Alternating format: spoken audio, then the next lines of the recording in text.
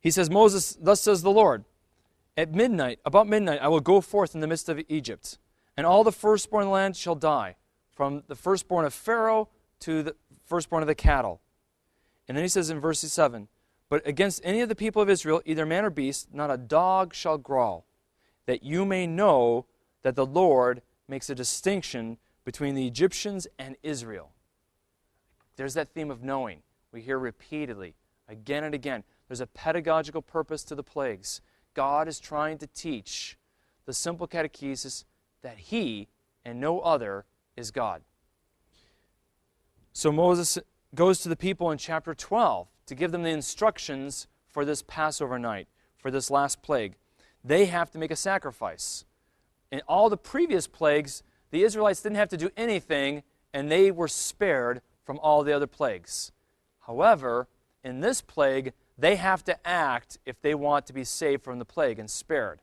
They have to sacrifice a Passover lamb if their firstborn sons are to be spared the death from the angel of death at midnight. So in chapter 12, verse 3, God tells them this month is going to be the beginning of your calendar because it's going to be the beginning of your history as a nation. In verse 3 he says, tell all the congregation of Israel that on the 10th day of this month they shall take every man a lamb according to their father's house, a lamb from a household. And in verse 5, the lamb is to be without blemish.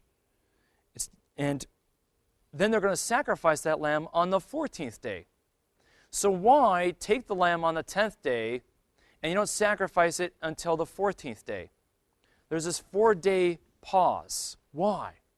Why this 4-day pause? That's an important question. And the rabbis understood it was because many in Israel, because they had become assimilated to Egyptian culture, needed to be circumcised. So they couldn't eat the Passover lamb sacrifice without being circumcised. So there's 4 days, because that's the amount of healing, the time of healing it would take. In rabbinic literature, it was believed you need 3 days of healing to be healed after being circumcised as an adult male. And in fact, at the end of chapter 12, it tells us that it's essential and required for someone to be circumcised to celebrate the Passover. So if you look at verse 47, it says of chapter 12, all the congregation of Israel shall keep it, and when a stranger or even a sojourner with you would keep the Passover of the Lord, let all his males be circumcised, then he may come near and keep it. But no uncircumcised person shall eat of it. No uncircumcised person shall eat of it. So, before this final plague, there's a moment, an opportunity to be circumcised before the plague hits.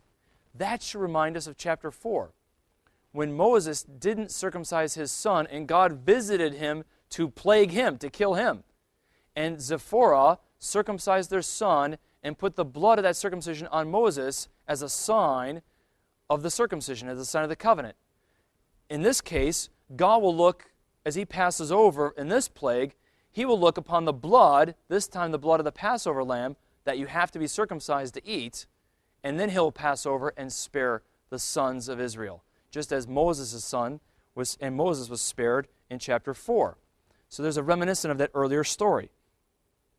So that's why there's this delay between the 10th day and the 14th day. It's because they need to be circumcised if they're not. In fact, when Joshua leads the people into the Promised Land, they celebrate the Passover in the Promised Land, but he has to circumcise the people before that Passover. So this is a pattern that we see. The next thing we're told is in verse 7, then they shall take some of the blood and put it on the 2 doorposts and the lintel of the houses in which they eat. And they shall eat the flesh that night, roasted and unleavened with unleavened bread. It is not enough, and this is crucial, it's not enough for them to sacrifice the lamb, they have to eat it. And of course, that will remind us of the Christian practice